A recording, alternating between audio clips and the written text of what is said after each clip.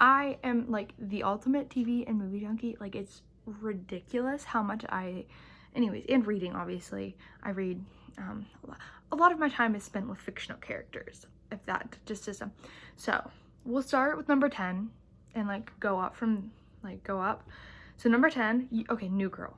If you've watched it, you know where I'm like coming from, where all this excitement is coming from. And I just want to be clear that just because this is at number 10 does not mean that it should be number 1, and it could be. I love all of these shows so much that like it's hard for me to be like, yeah, number 10. But if I had to put it at number 10. Like, I had no other choice because I love these other shows. You know, it's hard.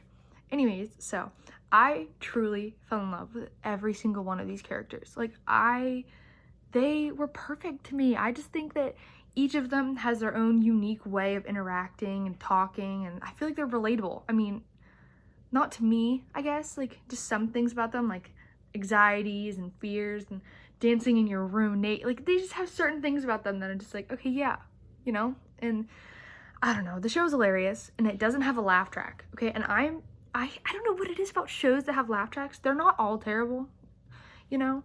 But when they have laugh tracks, it just throws me off. You know, like SNL, I like their laugh track because it makes sense. But yeah, like the characters are relatable. The character development, oh my gosh, it's great. It's crazy. A show for me, if the characters don't have good character development, I kind of don't like the show. I think that's important. The theme song, oh my gosh, it's so catchy. It's annoyingly catchy. And normally I skip, like if I'm like watching on Netflix, skip recap or skip. I normally do that just because it gets repetitive. I don't do that with New Girl. I sing along every time because I love it that much. Like I said, like my favorite part is like the characters and the relationships that they have with each other. And like with every show, there's love stories and ups and downs that make you angry and upset and challenging. And I don't know, like as a viewer, you know who's gonna end up together usually. I mean, like, I do, but like some people, I don't know. Seeing this group of people and the way that they care about each other, it's goals. Like, honestly, I think they're friendship goals. Like, I love the way they interact with each other, and I think it's great. And they have rocky moments, and at the end of the day, there's nothing but love in this loft, and I just love it. And it's amazing. It's kind of like Friends for like a newer generation, and I personally think it's better than Friends. I'm obviously biased, but I think it's better than Friends. It's funnier. Anyways, and after you watch the show, you will want to play True American. Like, I want to. I don't have enough friends to play True American. Well, at least I don't have enough friends that watch New Girl to want to play True American with me. But if I did, that's what we would be doing all the time. It is a drinking game with alcohol, but obviously I can't do that. We can't do that because I'm not 21 yet. So like, you can play with like water or juice. Personally, cranberry juice, because I like juice. But anyways, like you can, it's fun. And when you watch the show, the game makes absolutely no sense at all. It doesn't make it easy to follow, and they have so much fun. And that's like kind of the idea. It's confusing, and honestly, that's why you want to play, because they're having fun, but you don't understand how, because you're confused on how they're even playing the game. So there's like a button and it says True American from New Girl, and it's like directions, like rules on how to play, and it kind of breaks down the game to make it playable. And yes, okay. Because if you have a soul and a sense of humor, you will not be disappointed with the show. I highly recommend. It's so bingeable. I binge watched it in one day. That's how, like, okay, it wasn't one day, but like I sit and I can binge watch it for weeks. Like it's such an easy show because their episodes are like 20 to 30 minutes hardly, and so it's easy to watch and it's just fun. It gets to the point, the plot, the characters. Because Jess, like I love her. And then plus, okay, my favorite character is either Nick or Winston. I love Schmidt. He's really, really funny. Like, he's a D-bag, but he's not. Like, you can tell he has like a soft undertone. He's just tough because he's really insecure. And I don't know, like Winston is my favorite because he loves cats, and he's perfect. And I don't know, it's just a great show. I highly, highly recommend. Now, coming in at number 9, it's a newer show. Like I have like a list, you know, but number 9 is Julie and the Phantoms. okay. It's a Netflix original, and it's based on, there's like a Brazilian version, but it follows Julie. She's a teenage girl she lost her mom, and she's overcome with grief, and she can't find it in herself to return to playing music. Like, she's originally, before her mom died, that was something that they connected with, and then after her mom died, she kind of felt wrong.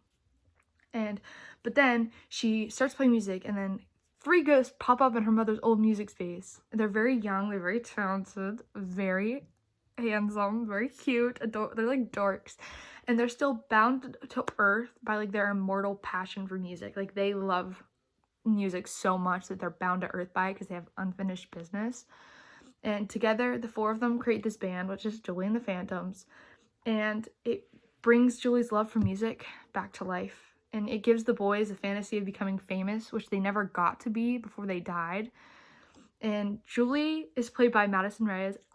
She looks like Moana. I love her. I think her voice, it's like angelic. It's so pretty, and she's so talented, and she's a perfect protagonist for the show. Like, her chemistry though too, like that's one of the things I really like about the show, is like the chemistry between the characters. It is crazy how much they have this, like the actors work together, and it's great. Oh, and the songs, like that's the soundtrack. Like, obviously, to show about music, you have to have good music. Well, they do. They have absolutely crazy good music, in my opinion. I didn't mean to. And so, so there you have the 3 boys, Luke, Reggie, and Alex. And okay, so Charlie Gillespie plays Luke, Owen Joyner plays Alex, and Jeremy Shada plays Reggie. They know how to bounce their acting off of each other and make scenes feel incredibly timeless. Like, the way they interact. And my favorite aspect of the show, like I said, it is the music. Like, it ties with the plot magically. It's so good the way that they, like, Kenny Ortega did a great job. And all the songs are powerful and heartfelt, and Luke, with Unsaid Emily, and it's amazing. And they encourage you to be the best version of yourself, and even when heartbreak and grief are there, and it just talks about certain subjects like that sometimes as a great way. And I just think it teaches you a lot. And I don't know, and if you like High School Musical, you will love this, because Kenny Ortega, who directed High School Musical, also directs some of the it's great, you know. And it explains all of the enthusiastic song performances and the excellent dance choreography and the cinematography. It is just out of this world great. The songs obviously are amazing, like I keep saying over and over again, but I also really enjoyed the lack of toxic masculinity in this show. We're surrounded by it, and you got Harry Styles wearing a dress, bringing back manly men. But then, like with this, you have these 3 boys, and all of the male characters, not just these 3 boys, even like her dad and her little brother. It's like they're lacking this toxic masculinity. They talk about their feelings. Like the most part, they're incredibly well adjusted when it comes to their feelings, and talking about their feelings is not okay in this. Like, it's not only okay, it's encouraged in the show. The way that they talk, like Alex, he is very emotional, and he is overwhelmed and likes to talk about his feelings, and nobody stops him. They comfort him, and group hugs are mandatory in this show, like with the boys, and I think that's great. It's cute. And Reggie is a certified golden retriever. And I don't know if it's a TikTok thing, but essentially that just means that he's kind and funny, and he tends to chase his own tail, but he's in touch with his own feelings as well. He's kind of a little dim-witted, but he's still so sweet and enigmatic, and he is perfect. And, well, not perfect. No one's perfect. And then, but Luke is also the same way. Like, he is I think he's like the male, like because him and Julie have this thing, and I think that they work off of each other very well. And I talk with my hands, sorry. Anyways, but it's like in this one episode, like I said, Unsaid Emily, like this song about his mom, and he talks about, it's like how it's okay to be vulnerable, and essentially it normalizes platonic affection, like friendship affection between guys and girls. And a warm hug, a lovely touch of the cheek, it isn't immediately followed by been there, done that jokes no one wants to hear. Instead, it's celebrated to be in touch with your feelings. And I love that. I think that's super important. And there's only one season. And I'm begging you to just go stream it and watch the first season so we can all, first you'll fall in love with them and the characters, and you'll also want a second season.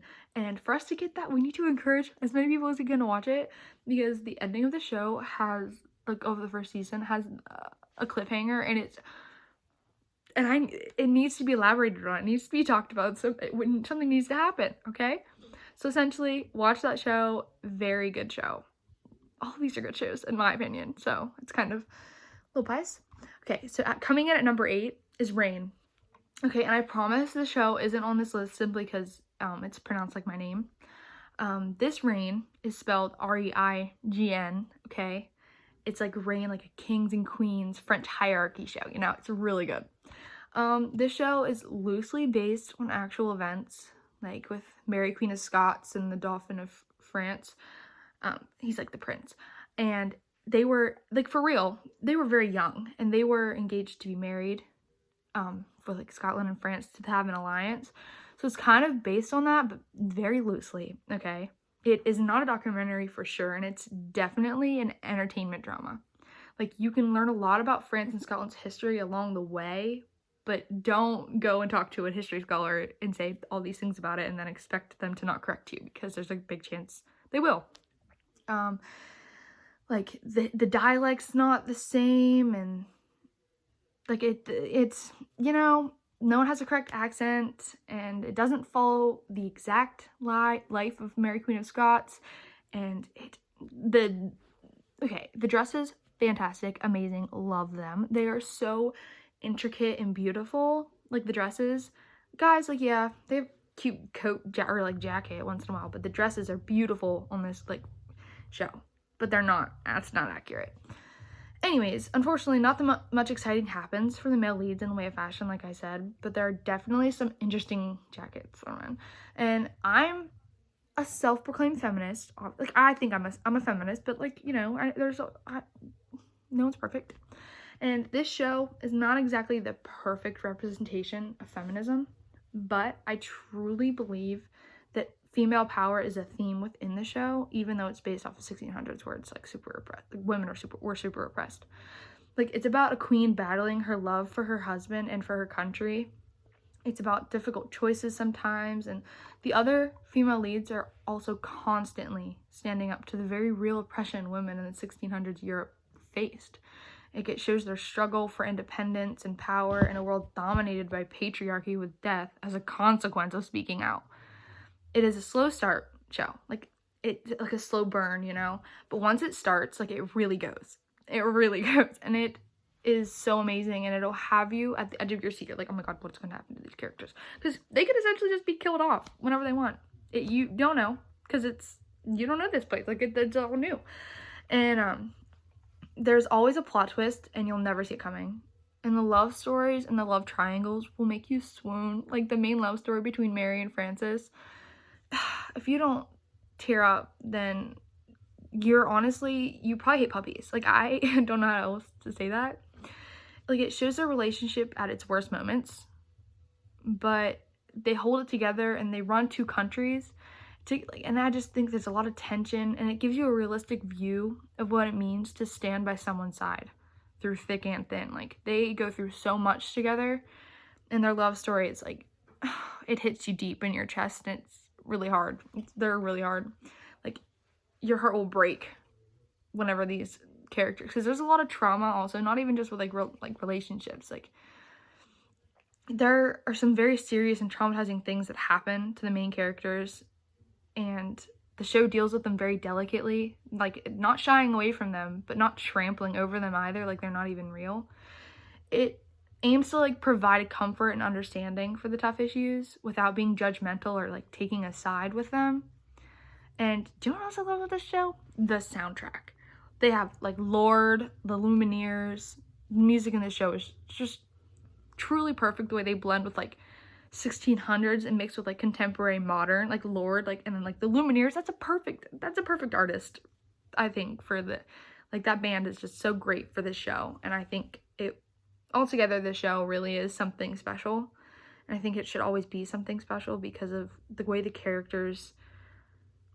character development, they have a lot of it, especially Mary. Holy crap, especially Mary. Because, like, she first comes off, she's very meek. She's in a new environment from when she was a kid, and it's just a lot. And I think that it's beneficial to watch. And not only if you like period dramas, you will love this, because it's a period drama and it's really good because it has very unique characters and storylines and a lot of plot twists, like a lot. And I think it's great. So coming in at number 7, this show obviously is above these other ones I just talked about, and you saw how passionate I was about this. Peaky Blinders. It's a period drama, I guess. Like it's like old-timey gangster in Britain, and it is really good. It is. So Netflix bought the rights to Peaky Blinders, and it is the stunning rise of the 1900s Birmingham gang leader Thomas Shelby. Prepare yourself for a mesmerizing performance by Cillian Murphy.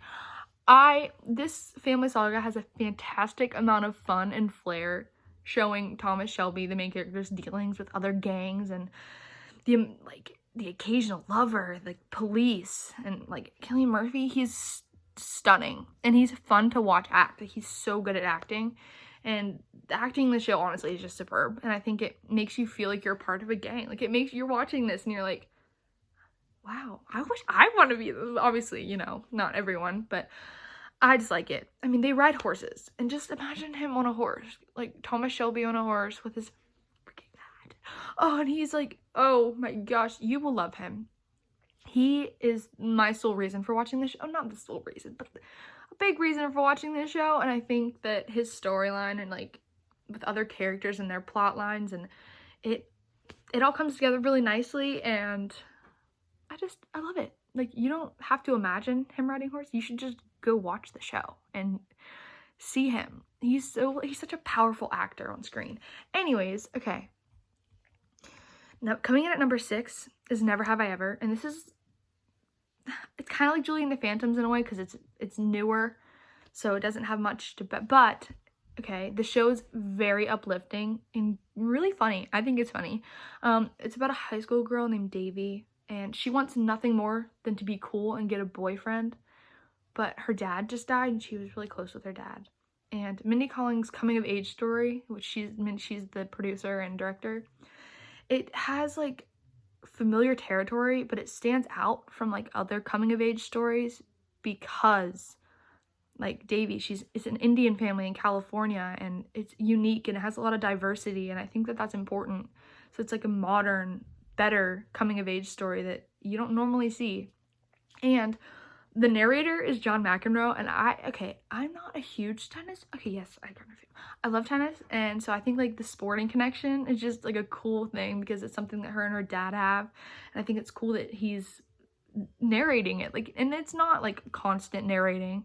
So I think it's just really a good balance there. But then I don't know, it's a charm your socks off show. I think that an Indian family living in California dealing with these hardships, and Davy having to deal with her culture and find new things. They live in California. That's hard. You have all your culture and your pressure from your family, your Indian family, and that's a part of you and it always must be a part of you, but having to merge that with modern society and everything else and outside influences and then putting them together. Davy's and she's a high school student, so that's even harder. She's balancing a lot, and I think it's great the way they show how she balances that. Okay, coming in at number 5. This is a classic, okay? Black Mirror. Okay, it's number 5 for a reason. It's above all these, like I said, you've seen how passionate I was about them. Black Mirror, perfect. It's so twisted, but in a good way, and it makes you think. Charlie Brooker's bleak tech anthology series, it can be a hit and miss. And at its best, Black Mirror packs its mini movies. Every episode, it has its own plot, its own line, its own story. And it has an exploration of futuristic technological ideas. And it's just weird. It's a twisted show, but it's good. And each episode, it's its own form of satire. Like I said, it's its own story, but each story is like a satire, so it's making fun of something.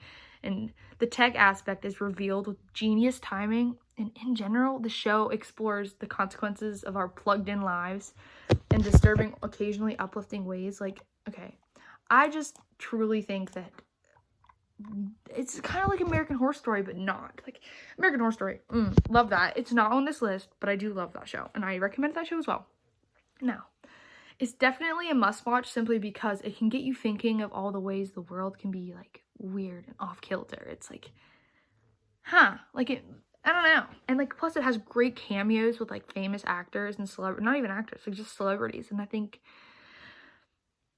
overall it's a show that makes you think, like I said, and I encourage that. I think, like, conspiracy theories are, if you are a conspiracy theorist, you have to watch the show because you will love it. Like, you will. Like, I am, and I enjoy it a lot.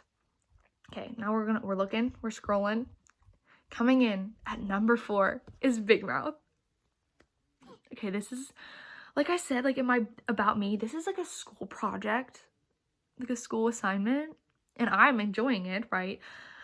So Big Mouth is probably not the best option, but I have to put it in here because I love it so much. It's definitely a suggestion if you're over 12, totally you're over 12 if you're watching this. It's inappropriately exquisite. It is a show written by Nick Kroll, and it has great comedians like John Mulaney and Jordan Peele and Maya Rudolph. And the show itself is about children going through puberty, which is just something that not most people are interested in watching. And when the show was first pitched, the reviews were incredibly negative. People were like, no, who's gonna want to watch this? This is inappropriate. No way. But then after it came out, it became a sort of like a good, like people like it. That's why there's like the 4th season just came out. Like, it is really good. And any show, like with any show, people, not everyone's gonna love it, and that's okay and that's fine, but this show got a lot of support, and it's definitely worth watching and seriously deserves more recognition, in my opinion. This show is full of every quirky and interesting humor. Like, it's just full of a lot of humor that encapsulates the glorious horror of going through puberty. You have your main character, okay? He's has some issues, and well, not just the main. There's a lot of main characters, but you have like your hormone monster. You have Jesse. And you have like all these people that are just these characters that are just going through a lot of crazy things. And it's a great way, like if you've gone through puberty, it's not completely relatable, but it makes you feel like recognize, like, okay, not everyone went through that. Good, it wasn't just me. It's like, it makes you feel less alone. And there are several jokes in the show that continue throughout the series. Like, if you watch it, they keep the jokes going, and the humor is just great. Like, you will be using this, I don't know. Big Mouth focuses on how embarrassing it can be to be a pubescent teen, and like, you're trying to survive middle school and then high school, and it gives the reasoning behind all of the crazy things our hormones make us do during puberty in the most hilarious way. Like, a lot of the jokes break the fourth wall, and if you know what that is, like, they'll talk to you. They'll be like, oh, watching Netflix, they're like, you sitting there. Like, I like that, a show that interacts.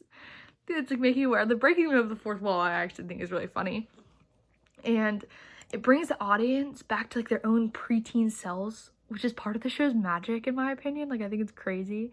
Like, characters like I said, like the hormone monster Maury and Coach Steve are like, they're comedic gems. They're just so awkward and weird and make you uncomfortable, but like in a good way. I just love it. Like, everything they say will have you, like, all the characters will, you'll be laughing, and if you're not laughing, you're weird, because it is funny and appropriately funny. And the series has a life lesson on just about every topic that could be affecting teens and even some adults.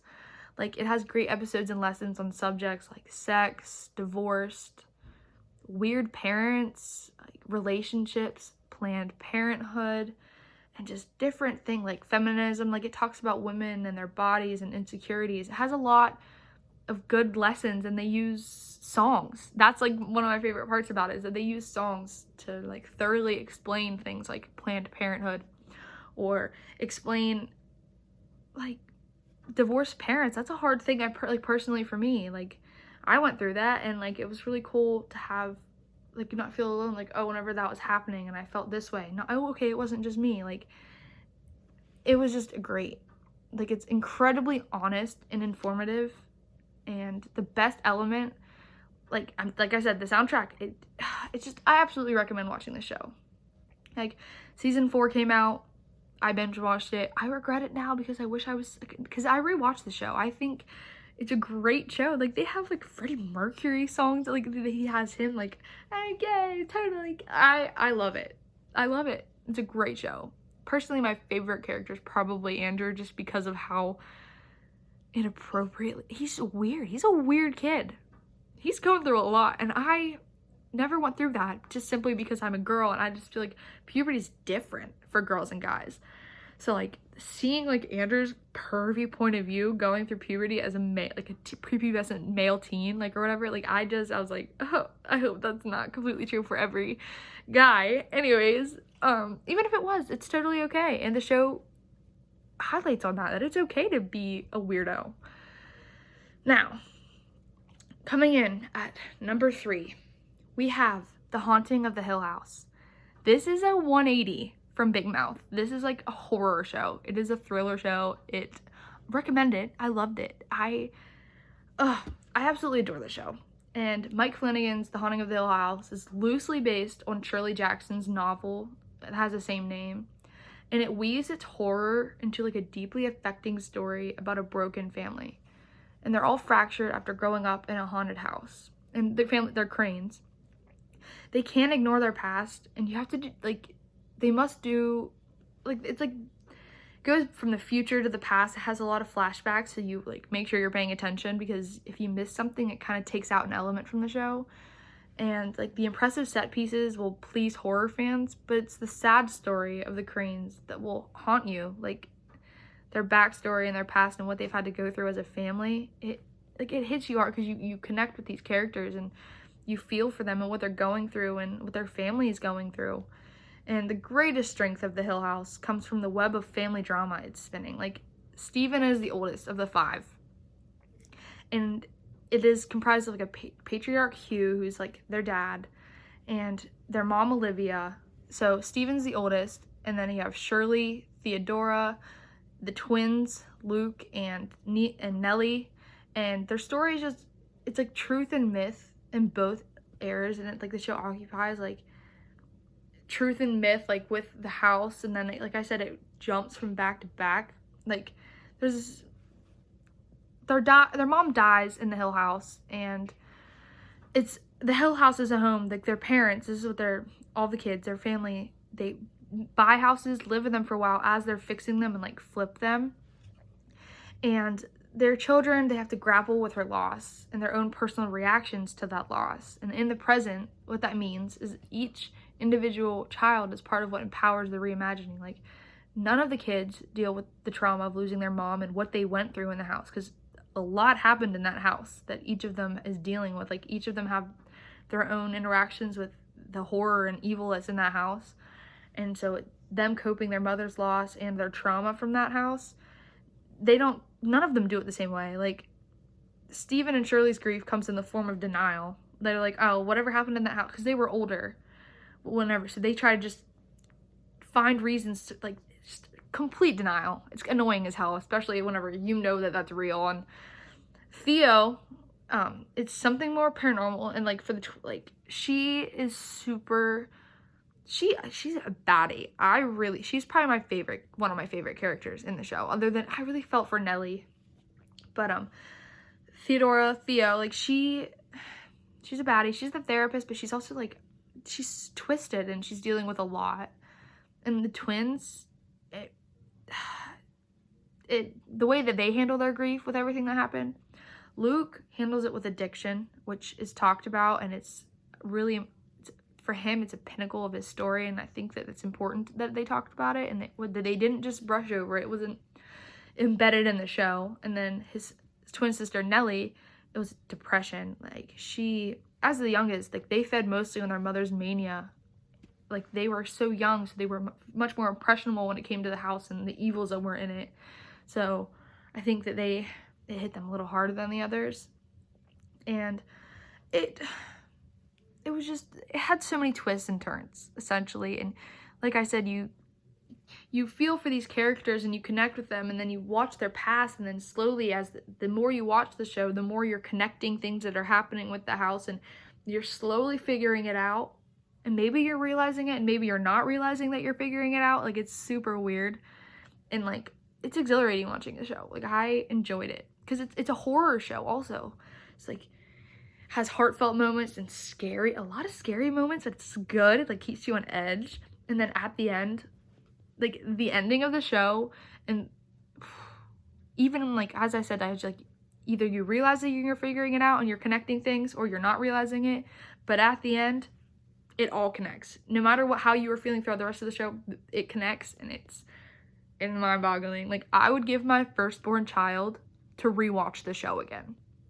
Like, to rewatch it for the first time and like be blown away by the ending. Like, that, I was just, the ending, masterpiece. Again, I talk with my hands a lot, so I apologize for that. Okay, so coming in at number 2, you okay? It's The Originals. So I love The Originals, okay? It's a spin-off from The Vampire Diaries, and it's just as amazing as thrilling as The Vampire Diaries. It's not better. That's why it's at number 2. Because, like, without The Vampire Diaries, there would be no Originals. Like, you wouldn't have them. So, anyways, it's a spin-off from The Vampire Diaries, and it centers on 3 Michelson siblings. You have Klaus, Rebecca, and Elijah. They have other siblings, but those are the 3 that you get the most information on, and the ones that you kind of connect with more, because they're the ones their stories are the ones being talked about.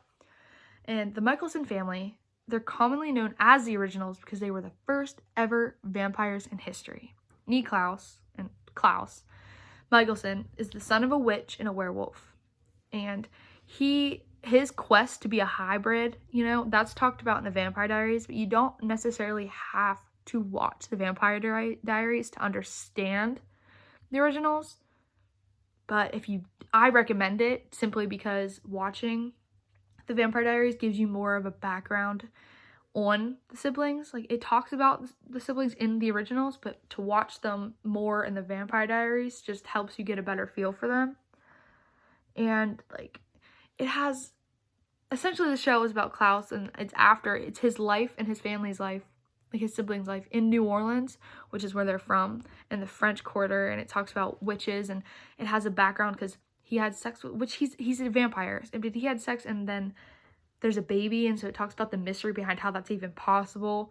And it kind of like Klaus, it had a lot of character development, which is important, and it just adds, watching the Vampire Diaries, like I said, I recommend, because it adds an extra emotional element to the Originals. And one of the main themes of the show that I think is super important is family. Like, when it comes down to the Michelson family, there's no denying that they mean serious business. Like, if you make one of them mad, expect one of their siblings to just literally cut your head off your body. It is super graphic, but it's really good. And the families themselves aren't short of problems, but despite their decades of growing up and bickering and staking, they will always have each other's backs. And they actually have a saying, it's always and forever.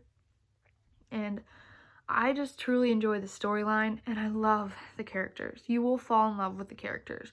Like, they are all bad guys, but then you have people that are even worse than them. So then they're bad guys, but they're good guys. Anti-hero stuff like that. Like, it is so hard to get into the plot without spoiling. I don't want to spoil anything, and it's cool too because they have crossovers with the Vampire Diaries and the Originals, and I just think it's a great show. And there's actually another spinoff from the Originals, like, based on how much they filmed. This just show you, like, people, this is how much they wanted to watch it. They wanted to keep watching these characters because they loved them so much that they kept making shows. So that tells you how much you should watch this, because you're more than likely gonna fall in love with the characters just like everybody else because they're that amazing. And they're enigmatic, and they're perfect, and you'll cry a lot, and you'll laugh a lot, and you'll literally feel like you're a part of the Michelson family, and I think that that's great too. I love that part of it. I would love to be a Michelson. I would love to be a Michelson. Okay. Now, the Vampire Diaries. This is another reason I put the Vampire Diaries and the originals on here, even though they're not Netflix originals. It's just they're CW shows, and I love them. I love them so much. The title of the show is shared with the young adult novels of the show. It's adapted from. So like there's novels, but the show versus the novels are very different. Like if you've read the books and you love the books, I would not have high hopes about the show. Not that the show's not great, but I wouldn't expect them to be the same. It's not an accurate adaptation of the books at all. Like the show on its own is a masterpiece, like in my opinion, of course, but like the best thing about this show is that it moves. Like it doesn't meander through the plot, right? Stringing reveals out as long as possible. It introduces a story and then tells that story at a breakneck pace. Like it folds in side stories and it keeps things entertaining. And then in season 2 premiere alone, okay, just the season 2 premiere, someone gets their fingers chopped off, a knife in the gut, someone gets stabbed in the gut, an evil doppelganger shows up in town and does evil doppelganger things. A new mysterious maybe werewolf is introduced. Someone almost gets turned into a vampire. Someone else actually does get turned into a vampire, and someone gets their neck snapped but comes back to life. That's in one episode, guys. One episode, okay?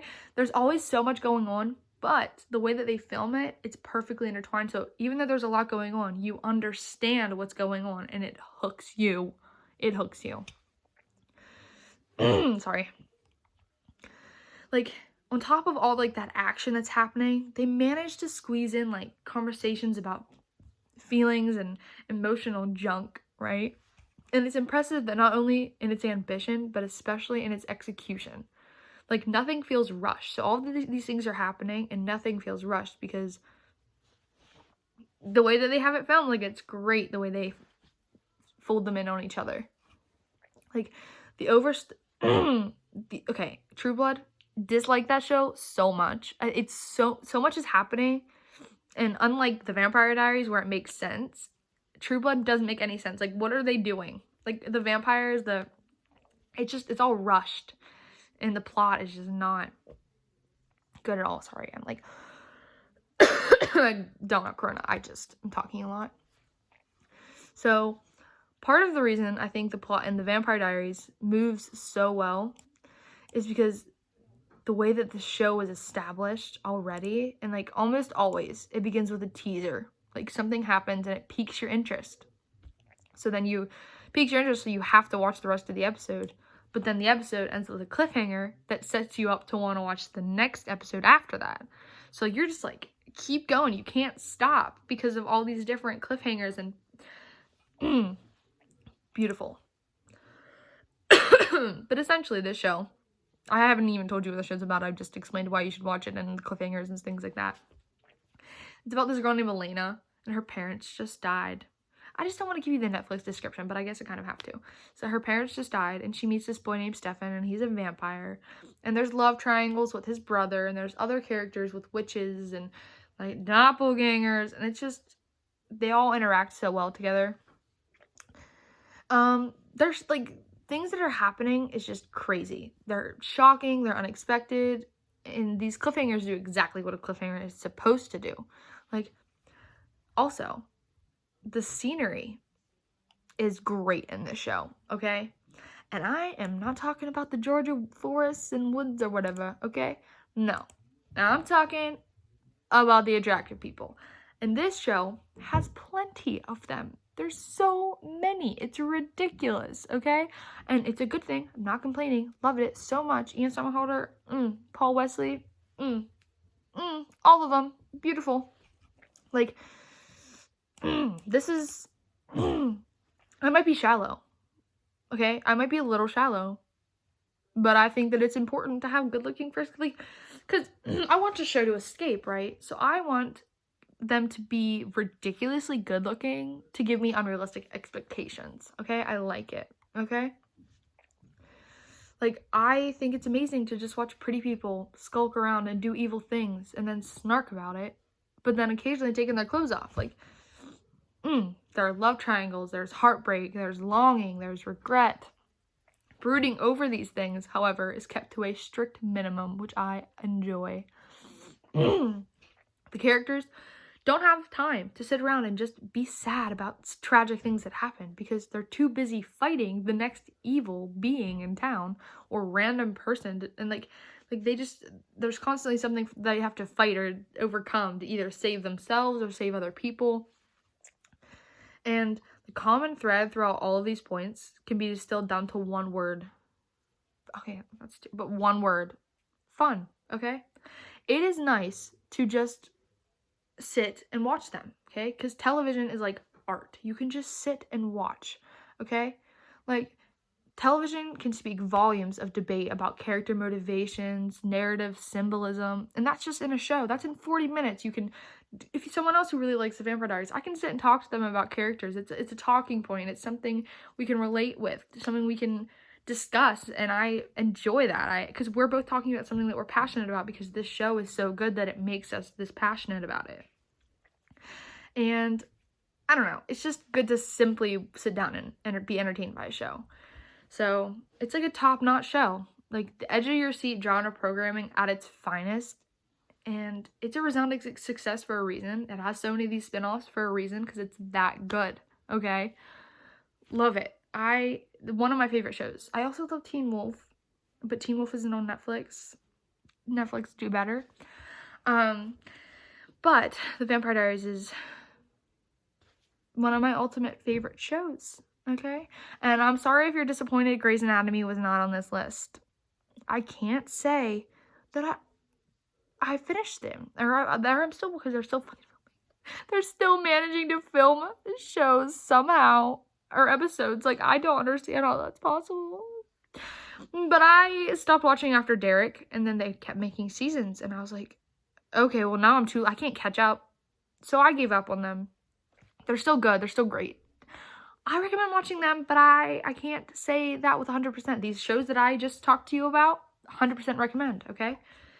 Like, I know this is a long video, and you guys, if you're still here and you watched the whole thing, props to you, okay? If you got to The Vampire Diaries and me explaining, I was a wreck throughout this whole video. So if I didn't explain things as thoroughly as you would want me to, or you need more information, I will link all of these shows down below. I'm not going to give the numbers, that way you actually have to watch the video. But I will like put all of them below and put links to each of the show's descriptions and ways that you can watch them, because I think it's important for you to watch them, or I wouldn't have just spent as long as I did explaining to you why you should. So that was fun. I enjoyed making this video. It was a lot easier than writing, okay? Because like sitting and typing, I love it. I enjoy stories and writing, but whenever I'm writing about like other things that I like and I'm passionate about, but I'm not like over ecstatic about, then I get bored. This, as you can tell by watching this video, I'm very passionate about, okay? I enjoy these characters, I enjoy these shows, and I think that you all should watch them right now. Starting by number 1, which is The Vampire Diaries, then the originals, and then Haunting of the Hill House, Big Mouth, what else? Black Mirror, Never Have I Ever, Peaky Blinders, Rain, Julie and the Phantoms, and New Girl. Love New Girl. Love all of these shows. So that is me talking for a really long time, and hopefully you enjoyed my top 10 shows on Netflix that you should go watch for right now.